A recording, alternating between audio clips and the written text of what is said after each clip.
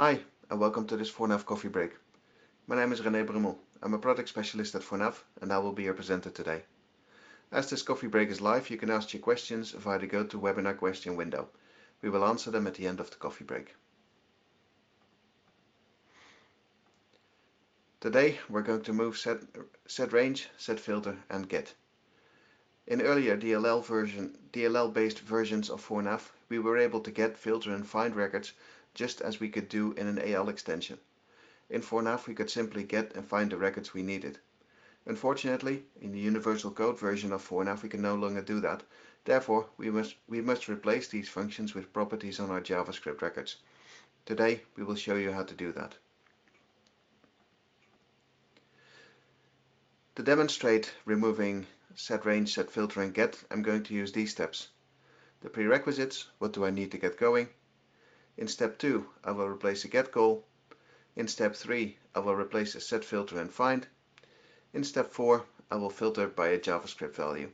Let's start with the first step.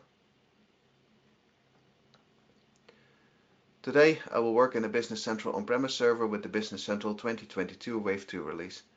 I've installed the universal code version of 4nav, and I have executed the step-by-step wizard from the assisted setup to get started. Of course, everything I do today is also available in the Business Central cloud environment. I also have the 4nav Designer installed on my PC. The 4nav Designer can be downloaded from the 4nav website. The functions we will use today are available in 4nav version 7 and above. The first thing we do is to replace a get call. That's as easy as setting some filters on the record. So let's go and have a look. Let's open Business Central. What I want to do today is in the 4nav file storage table, I have imported some images and I want to set an image per location.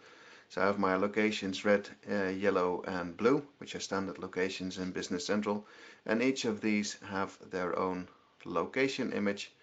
If I open one of these, you will notice it's just a blue location thingy. So it doesn't do very much, but it will allow us to demonstrate how to get a single record. So to get started, I'm just going to open my custom layouts, copy my layout, and we'll get started with that.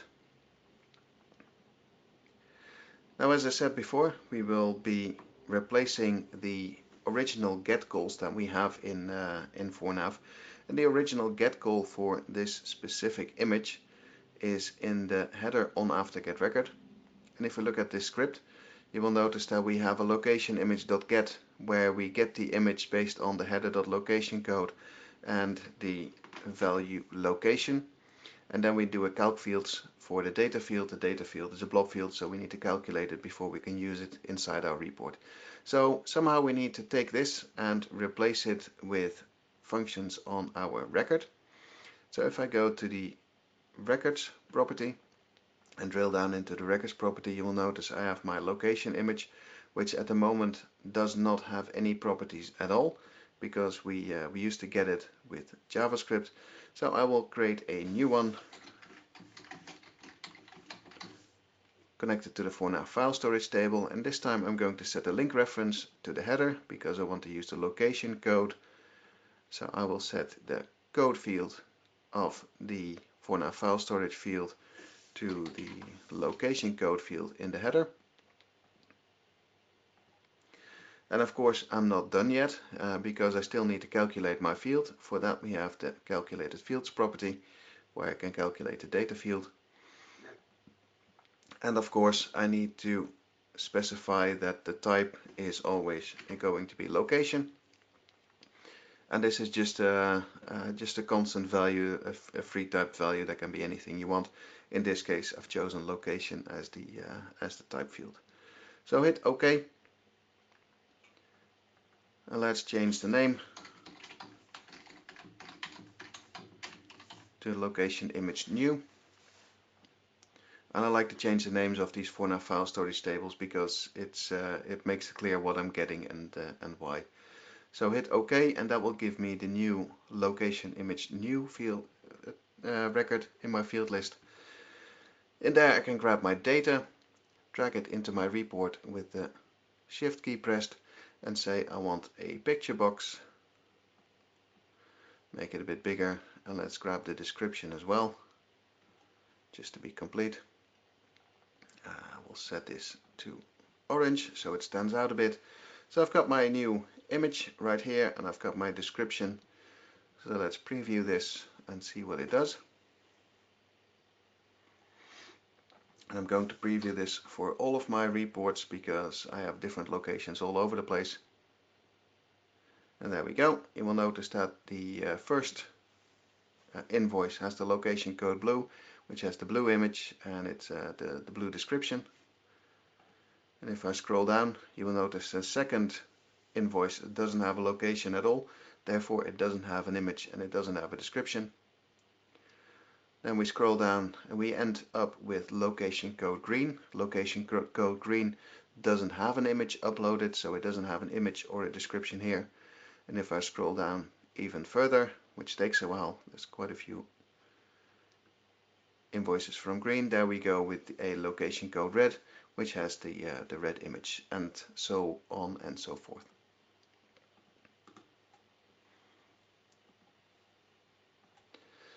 And now we know how to get a single record. How about getting multiple records? We can do that as well. And to do that, let's go back to Business Central. Now, one of the demos that we've been doing for a while is we've been using the sales command lines for a while. And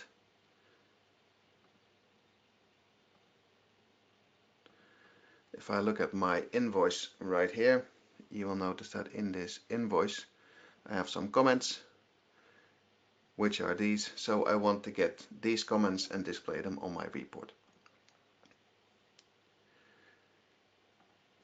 In the old days, what we used to do was to declare a JavaScript record, and then we would use this bit of code where we did a SetFilter on document type, which is a document type posted invoice, so that's a constant value. Then we did a SetFilter on number, which was going to be the header.number, so we only get the sales command lines for our current invoice. And then we do a first to get the first record, and then we do a while sales command line .next. Most of that is obsolete, so I will comment it out. So what we need to do right now is, if we go to the records collection, you will notice we have a sales command line without any properties. So we'll add a new one.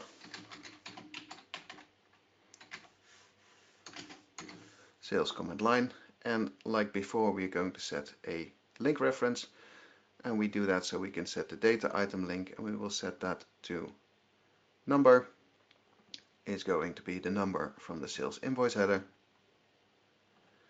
So we do that. Then of course we need to specify the where as well, because we want to filter document type on a constant value, and that constant value is an option field, and it's the posted invoice. So we do that. Now we're not completely done yet, because right now we want more than one record, and the default is that we have a max iteration of 1, so we only get a single record no matter how many records there are in the database. So if we want more records, I'm going to simply set this to 10. The maximum for these JavaScript records is 100, and it's 100 because we don't want to put too much strain on the databases and the internet connections, and 100 should do for pretty much everything you want to use these records for. If you want to use more than 100 records, you can always add a data item. So I've got my sales command line 2, where I've set the link to number as number. I've set my document type const is 2, and I've set my max iteration, so that's good. Then I'm going to need to add some script in order to get all of these records. I still need to iterate over all of the records that I get from the database. To do that, first thing I'm going to do is in the onPre data item, I'm going to change the variable of my comments to an array, because I want to load all of my values into an array.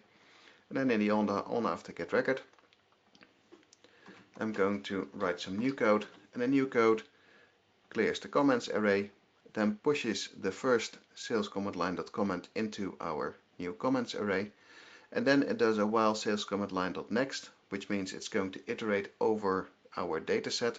And please be aware that next needs to be in camel case with the parentheses, otherwise JavaScript doesn't recognize it. And a while sales command line.next, we're going to push sales command line2.comment into our comments. So fairly simple.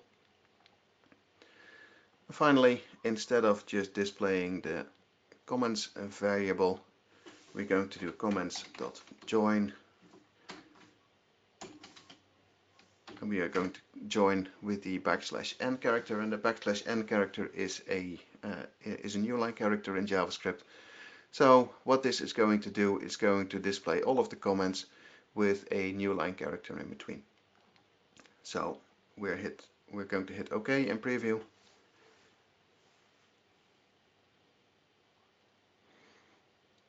And when we get to Business Central, we can preview. You will notice that I get all of the comment lines from my sales header, and ForNav separates them with a new line character. And because I've set can grow to true for this specific record, I get my body will grow with my comment lines.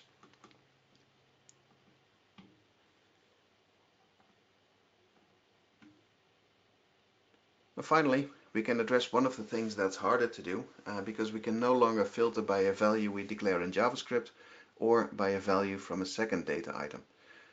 However, we can load unfiltered information in a JavaScript array, and we can filter that later on. And to do that, let's get back to Business Central. In Business Central, you will notice that in this item, I have some extended texts. And these extended texts can be in several languages. I have one in United States English and English. And if I look at these, you will notice I have some text lines right here. And these text lines are connected to two things. First of all, the item, and second of all, the language code. Now, if we look at our sales invoice, you will notice that the item comes from the lines and the language code comes from the header. So we need to filter this somehow on values from two different tables. We can do this in ForNav, but it's a little bit trickier to do. If we go back to our invoice, we will notice that the old code is right here in the invoice, where we do an extended text line dot SetFilter table name is table name item. That's a constant value. We can do that. We do an extended text line SetFilter number is line.number. That's a simple value from the line, so we can do that as well. And then we do an extended text line SetFilter language code from the header.language code. And we cannot do this. So we need to figure out a way to fix that. Well, all of this code is obsolete, so I will comment the whole thing out. And once again, I go to my records. I'm going to add a new record. And I always find it's easier to create a new record rather than change the old one, because that leaves the old one in the system, so I can still have a look at what it used to be. This time my link reference is going to be the line, and the link, of course, is going to be the line. There we go, that's better. And the link, of course, is going to be the number of the extended text line is going to be linked to the number of the sales invoice line. Number field carries the item if the line is an item line. Then, of course, we need to specify the constant value in our where clause, where table name is going to be item, because I only want the extended text lines for the items. And I'm not entirely done. As before, I need to set the max iteration to something bigger than 1. So I'll set it to 10 here as well. As I said, maximum value is 100. Then we have a parent filter. Now these lines can be lines for the general ledger line, resources, items, or just comment lines. I only want to get my extended text line for item lines. So the parent filter is going to be type is item. so I only get the extended text lines for my items.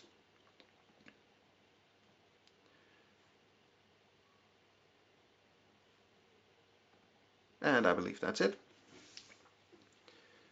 So that's my extended text line. Now, like before, we are going to load the extended text lines into a JavaScript array. You can see I've already got the array in my on-pre data item. I've set that up before. And this time the code is pretty much the same as we used with the command lines. So I've got I'm going to clear my extended text.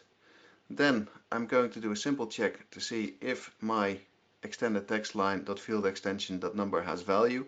So do I have a value in my extended text line? If so, I'm going to push my first extended text into my JavaScript array. And this time I'm going to push this as an object. And I'm going to use an object because that allows me to filter later on the language code value of the object. So I'll simply push some stuff from the extended text line into my JavaScript array object.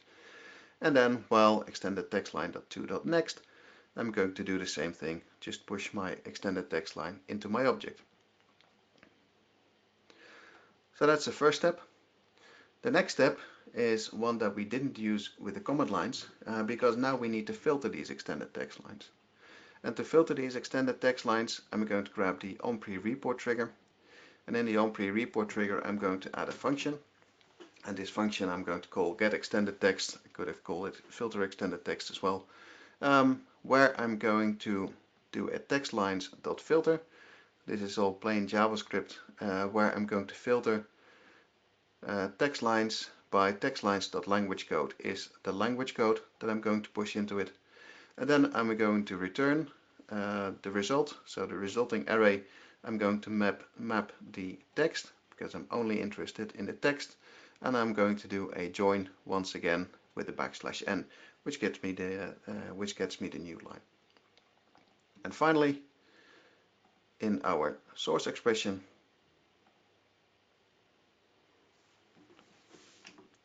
I can comment out this one. I'm going to call the getExtendedText with the extended text option and the header.language code. I will hit OK and preview.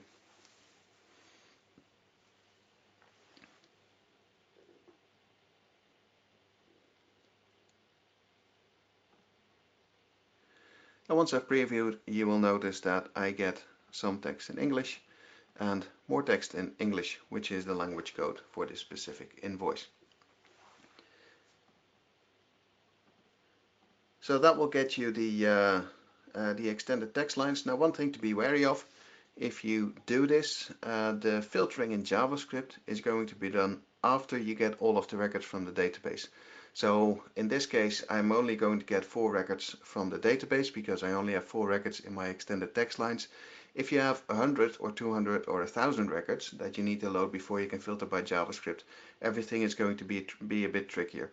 So if you have very large data sets that you want to filter by more than one data item, then we will recommend you to add a data item and do the filtering in AL, or to add a temporary table and create a simple extension that will add data to your temporary table. So let's recap what we just did. The first thing we did was to replace a simple get call with a new JavaScript record. Secondly, we used the JavaScript record to get multiple records. We had to use the next function to iterate over the variables. Finally, we found out that we can filter these records by values in their parent record or by constants. To filter a record based on values from 2 tables or by a JavaScript variable, we had to load the data in a JavaScript array and filter that instead. Thank you for listening to me so far. I can see we have no more questions, or no questions at all. So I'm going to wrap up this coffee break. If you want to know more about 4nav, or if you want to download the 4nav Designer and Converter, please visit our website. If you want to install 4nav in Business Central Cloud, please visit the Microsoft App Source. You can watch more videos about 4nav on our YouTube channel. If you have any questions about 4nav, please email them to support@4nav.com. For a full list of upcoming and recorded coffee breaks, please visit 4nav.com/coffeebreak. Thank you very much for listening to me today, and goodbye.